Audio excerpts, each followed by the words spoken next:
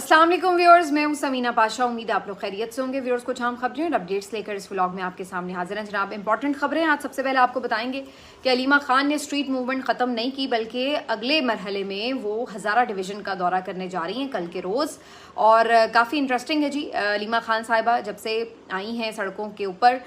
काफ़ी एक माहौल तो बना है, तो इसके ऊपर बात करते हैं। उधर उज़मा खान साहिबा इमरान खान साहब की दूसरी बहन डीजी खान में पेश हुई हैं केस के सिलसिले में अदालत में, और उसके बाद उन्होंने कुछ गुफ्तगू भी की, वो भी आपको बताते हैं। आज एक बहुत ही अहम तकर्री कर दी गई है, और ये जो तकर्री है इसके क्या आने वाले दिनों में असरात हो सकते हैं और इसका पर्सपेक्टिव क्या है, इसके ऊपर बात करेंगे। और फिर ये भी आपको बताएंगे कि जिस तरह ये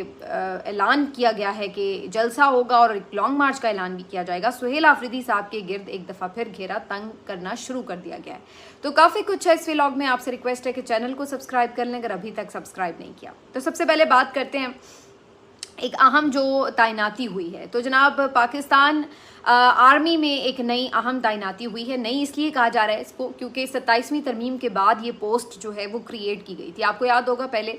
joint chief of staff committee की एक पोस्ट थी जिसको 27वीं तरमीम में ख़त्म कर दिया गया था, और उसकी जगह एक नई पोस्ट जो है वो क्रिएट की गई थी जो थी कमांडर नेशनल स्ट्रेटेजिक कमांड की। और ये जो पोस्ट है अभी तक 27वीं तरमीम के बाद से खाली थी, यानी इसके ऊपर कोई अपॉइंटमेंट नहीं हुई थी। लेकिन आज पहली इसके ऊपर जो है वो अपॉइंटमेंट हो गई है, और लेफ्टिनेंट जनरल आमिर रज़ा को 4 स्टार जनरल के ओहदे पर तरक्की देकर इस पोस्ट के लिए तैनाती कर दी गई है वज़ीर आज़म हाउस की तरफ से, और बाकायदा तौर पर इसका एलामिया जारी कर दिया गया है। तो ये जो तैनाती है इसको बड़ी अहम समझा जा रहा है, क्योंकि ये आप कह सकते हैं कि कुछ लोगों के नज़दीक तो ये इवन वाइस आर्मी चीफ आप कह सकते हैं, या कुछ लोग तो इसको यूं भी कह सकते हैं कि आर्मी चीफ के बाद नंबर 2 पोस्ट जो है वो अब ये कहलाएगी।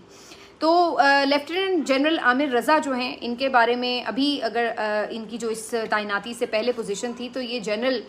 स्टाफ के चीफ थे, चीफ ऑफ जनरल स्टाफ थे। और इस अपॉइंटमेंट से भी पहले आपको याद दिला दूं कि 9 मई का जो वाक़या हुआ था, और उस वक्त आपको मालूम है कि जो लाहौर के कोर कमांडर थे उनको बरतरफ किया गया था, तो उनकी जगह पर ये लेफ्टिनेंट जनरल आमिर रज़ा को वहाँ पर पोस्ट किया गया था, और फिर कुछ अर्सा उन्होंने वहाँ पर खिदमात अंजाम दी, जिसके बाद फिर उनको जनरल आर्मी का जो है वो स्टाफ, जनरल स्टाफ ऑफ यानी क्या है उनका बना दिया गया। उसके बाद जो है चीफ ऑफ जनरल स्टाफ बना दिया गया। उसके बाद अब उनकी ये जो प्रमोशन है ये हुई है कमांडर नेशनल स्ट्रेटेजिक कमांड के ओहदे के ऊपर, और इस नज़र से ये एक अहम तैनाती करार दी जा रही है कि ये एक बहुत ही ज़ाहिर है की पोजीशन है, और यहाँ पर एक बहुत ही ट्रस्ट वर्दी शख्सियत की ज़रूरत थी। और ज़्यादातर लोगों का ये ख्याल है कि ये आसिम मुनीर साहब के साथ पहले भी काम कर चुके हैं, जो फील्ड मार्शल आसिम मुनीर साहब के करीबी लोग समझे जाते हैं उनमें ये शामिल हैं। तो इस लिहाज से एक ये जो उनको पोस्ट दी गई है उससे जो आगे प्रमोशंस का सिलसिला है वो रुकेगा भी नहीं, और उसी तरह से जिस तरह एक पहले प्रमोशंस का बाकायदा एक तरीक़ाकार है उसके तहत प्रमोशंस हो जाती थी। अब चूँकि आर्मी चीफ फील्ड मार्शल साहब जो हैं वो इस वक्त आपको मालूम है कि ऑलरेडी एक्सटेंशन उनको मिल चुकी है, उनका जो ओहदा है CDF का हो चुका है, उस पर फर्दर भी वो आगे रिटेन कर सकते हैं। तो इस पूरी सिचुएशन के बाद नीचे की भी जो प्रमोशंस हैं उनके ऊपर अब असर नहीं होगा, क्योंकि बाकी जो लोग हैं वो उसी तरह इस ओहदे तक कम से कम आ सकेंगे, और उसके बाद वो फिर रिटायर भी हो सकेंगे। तो ये जो प्रमोशन है इस तनाजुर में भी एक अहम प्रमोशन जो है वो तस्वुर की जा रही है। बहरहाल बज़ाहिर तो यही नज़र आ रहा है कि एक बिल्कुल जिस तरह सिस्टम स्मूथली आर्मी में रन कर रहा है और उसी को आगे कंटिन्यू उसी तरह से चलाया जाएगा, तो ये उसी की एक कड़ी है। और इसमें अब ये है कि जो बहुत से लोग इसको इस तनाजुर में देख रहे थे कि क्या कोई तब्दीली आर्मी चीफ़ की, या आर्मी चीफ़ की तो खैर तब्दीली क्या ही होनी, तो आपको पता है अब CDF 5 साल के लिए तैनात हुए, लेकिन पीछे जो प्रमोशंस रुक जाती हैं उसकी वजह से कोई बेचैनी ना हो, उस तनाजुर में ये एक अहम पोस्ट है। तो बहरहाल जी, इस पोस्ट के ऊपर ये पहले जो 4 स्टार जनरल हैं तैनात हो चुके हैं। अब आ जाते हैं ज़रा हम पॉलिटिकल मामलात की तरफ। तो अलीमा खान साहिबा जो कि पहले ही स्ट्रीट मूवमेंट का आगाज़ कर चुकी हैं, उनकी जानिब से कल हज़ारा डिवीज़न का दौरा किया जाएगा, और अलीमा खान साहिबा कल जो हैं वो मर्दान में, एबटाबाद में, भटग्राम में और मुख्तलिफ़ इलाक़ों में स्ट्रीट मूवमेंट चलाएंगी, वहाँ पे मुख्तलिफ़ जगहों पर उनका पड़ाव होगा, कारकुनान से खिताब करेंगी। और इस सिलसिले में ज़ाहिर है कि काफ़ी एक हमें नज़र आ रहा है कि जोश खरोश है कारकुनान में, क्योंकि अलीमा खान साहिबा ने इससे पहले भी जो 2 मुख्तलिफ़ जगहों पर आपने देखा कि स्ट्रीट मूवमेंट की, वहाँ पे लोगों ने भरपूर उन्हें रिस्पांस दिया। और ख़ास तौर पर जो भी ये लास्ट इनकी स्ट्रीट मूवमेंट थी बुनेर में और बाकी जगहों पर, तो वहाँ तो एक्स्ट्रा ऑर्डनरी आपने देखा कि लोगों का रिस्पांस था, कारकुनों ने उन्हें रिस्पांस दिया। क्योंकि इस वक्त सबसे ज़्यादा आप कह सकते हैं कि कारकुन जो हैं वो फैमिली की ख़वातीन इमरान खान साहब की बहनों को ट्रस्ट कर रहे हैं और अलीमा खान साहिबा इसी मोमेंटम को अब आगे लेकर चलना चाहती हैं। अब उसमें ये इम्पॉर्टेंट होगा देखना कि क्या यहाँ पर भी पीटीआई की जो मरकज़ी लीडरशिप है उनमें से या वहाँ की जो लोकल लीडरशिप है उनमें से कौन कौन अलीमा खान साहिबा के साथ होगा, या वो साइमल्टेनियसली अपनी वो चला रही हैं स्ट्रीट मूवमेंट, ये लोग अपने तौर पर उसको कंटिन्यू रखेंगे जो इन्होंने अपना एहतजाज का प्लान रखा है। मैं पहले भी ये कह चुकी हूँ कि पीटीआई की इस एहतजाज के प्लान को तभी एक ट्रस्ट मिलेगा कारकुनों का जब फैमिली उसको वेटेज देगी। अगर फैमिली उसको रिस्पांस नहीं देगी तो फिर उनको उस तरह से शायद रिस्पांस कारकुनों की तरफ से भी ना मिले। अच्छा, एक जो इम्पॉर्टेंट बात है वो ये कि अगर आप ये कहें कि जी सिर्फ अलीमा खानम अकेली जो हैं वो कोई बहुत लॉन्ग मार्च का ऐलान कर देंगी और कारकुन बहुत बड़ी तादाद में पहुंच जाएंगे, तो वो हम देख चुके हैं कि अडयाला में वो कई दफ़ा बुला चुकी हैं, 10,000 कारकुन नहीं पहुंचते। अब सवाल फिर ये कि फिर इसका हल यही नज़र आता है कि जब तक पार्टी और फैमिली यकसू नहीं होंगे, एक छत के नीचे बैठ के प्लानिंग करके प्रॉपर एहतजाज का कोई प्लान नहीं बनाएंगे, तब तक इसमें आपको एक डिवीज़न नज़र आएगी। मेरा ख्याल ये है, सलमान अकरम राजा साहब ने भी ये कल बात कही कि जी बहनों की तायद हासिल होगी, लेकिन अभी तक बहनों की तरफ से कोई वेलकमिंग नोट तो नज़र नहीं आया कि उन्होंने कहा हो कि जी बहुत अच्छी बात है, हम मुतमईन हैं या हमसे मुशावरत की गई है। बल्कि जो एक यानी आप कह लें कि इनडायरेक्ट ज़रिए से हमें पता चलता है, तो उस पर तो बहनें शायद ये बता रही हैं कि उनसे मुशावरत नहीं हुई है इस एहतजाज से मुतालिक। तो ऐसी सूरत हाल में बड़ा अजीबोगरीब मामला हो जाएगा, क्योंकि फिर एक डिवीज़न नज़र आएगी। क्योंकि जो मैं अभी ऑब्ज़र्व कर रही हूँ तो सोशल मीडिया पर या ग्राउंड लेवल के जो कारकुन हैं वो उस तरह से इस तहरीक के साथ जुड़ नहीं रहे हैं जो पीटीआई ने अनाउंस की है, और उनको जोड़ने के लिए ज़रूरी है कि पार्टी को फैमिली की हिमायत हासिल हो जाए। अच्छा, अब अलीमा खान साहिबा जब कल बाहर निकलेंगी तो उनको इस सिलसिले में देखना होगा, ज़ाहिर है कुछ ना कुछ इसके ऊपर रद्द-ए-अमल तो देंगी कि भाई ये जो अनाउंसमेंट हुई है उस पर वो मुतमईन है या नहीं है, तो उससे काफ़ी हद तक अंदाज़ा हो जाएगा कि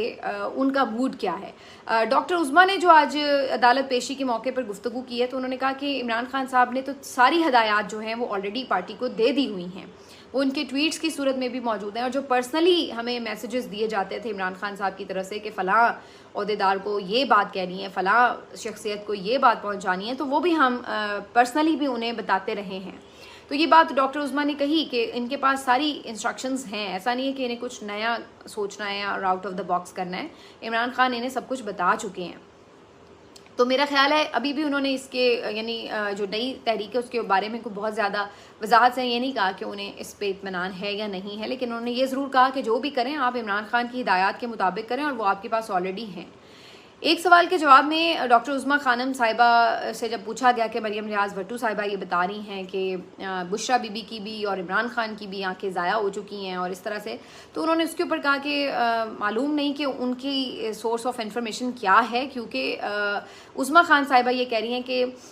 जब लास्ट टाइम उनकी मुलाकात हुई थी 2 तारीख को इमरान खान साहब से, तो उस वक्त तो इवन इमरान खान साहब की भी जो एक आई है उसका बहुत ज़्यादा उस तरह का इशू नहीं था, वो ठीक थे, वो तो फिर बाद में उनका इशू सामने आया था, और उसके बाद से तो ऑनवर्ड्स फैमिली का कोई मेंबर इमरान खान साहब से मिला ही नहीं। अब वो ये कह रही हैं कि सलमान सफदर साहब से जो उनकी मुलाकात हुई उसमें उन्होंने बताया कि इमरान खान साहब की जो आंख है उसका ये इशू है और 85% उसकी जो बिनाई है वो जा चुकी है। अब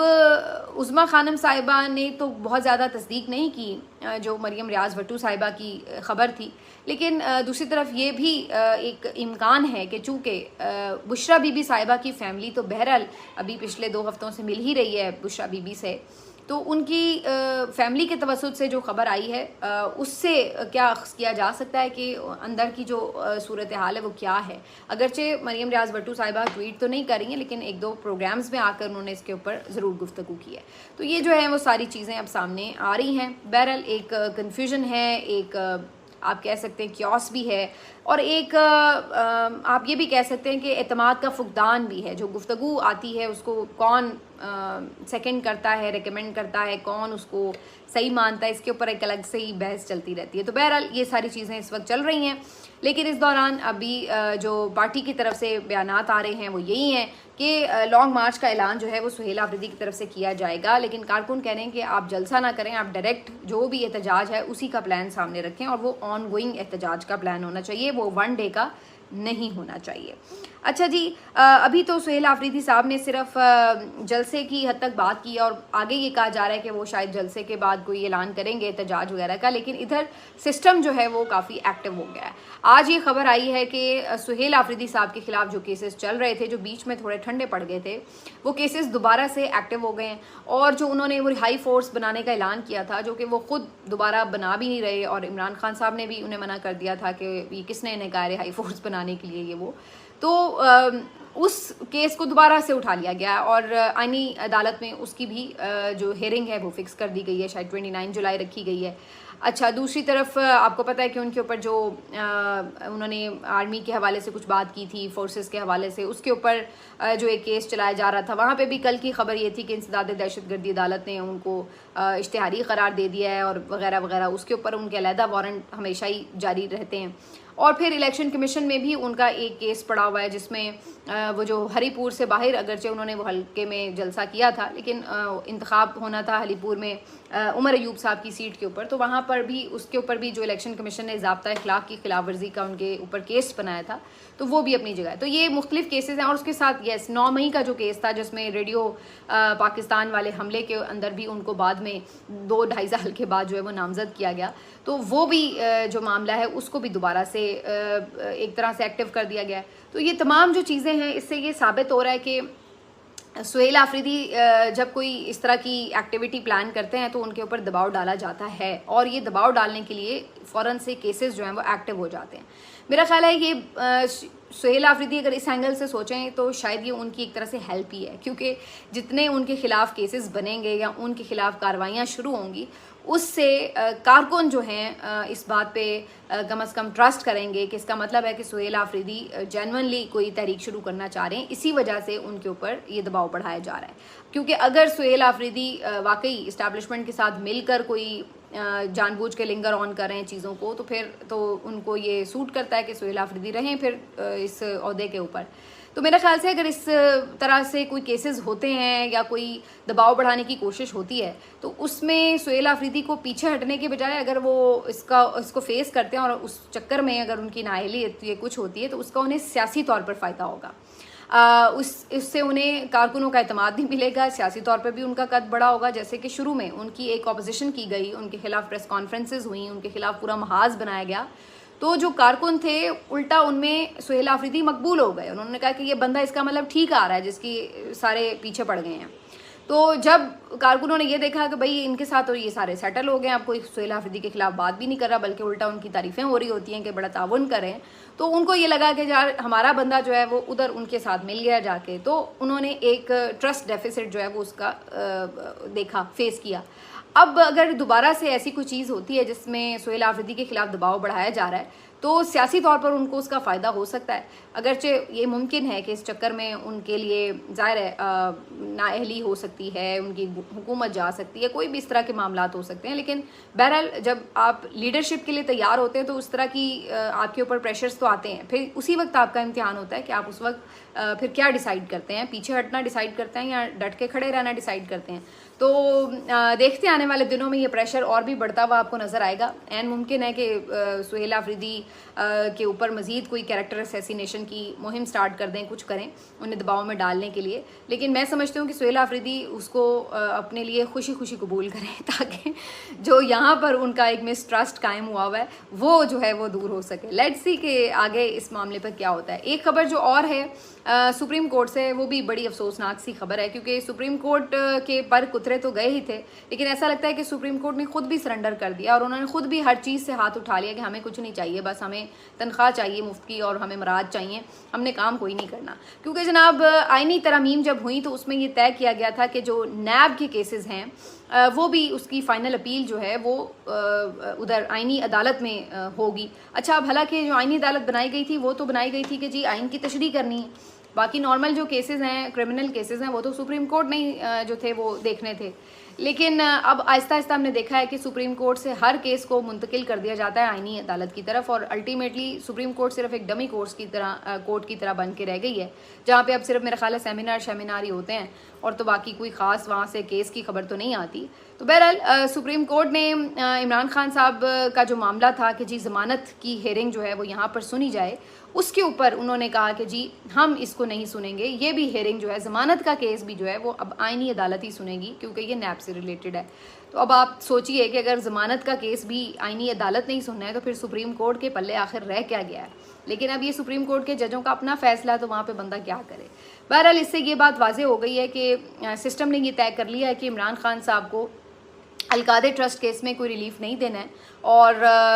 एक तो ये कि मरकज़ी अपील जो है वो जस्टिस डोगर साहब सुन रहे होंगे, और उस पर ज़मानत के लिए ये सज़ा मुअत्तली के लिए जो ज़ैली अपील दायर की गई थी उसको इस्लामाबाद हाई कोर्ट ने रिजेक्ट कर दिया। सुप्रीम कोर्ट ने कहा भाई हमने नहीं सुनना। अब बात अगर आइनी अदालत में जाएगी तो वहाँ से तो आपको पता ही है कि कैसे फ़ैसले आते हैं, तो उसके ऊपर मुझे मज़ीद कोई कमेंट करने की ज़रूरत नहीं है। तो बहरहाल फ़िलहाल यही नज़र आ रहा है कि इमरान खान साहब की इन जो यानी सज़ाएँ हैं उसके ऊपर मज़ीद मोहर ही लगेगी। मिलते हैं आपसे अगले व्लॉग में, अपना ख्याल रखिए, अल्लाह हाफ़िज़।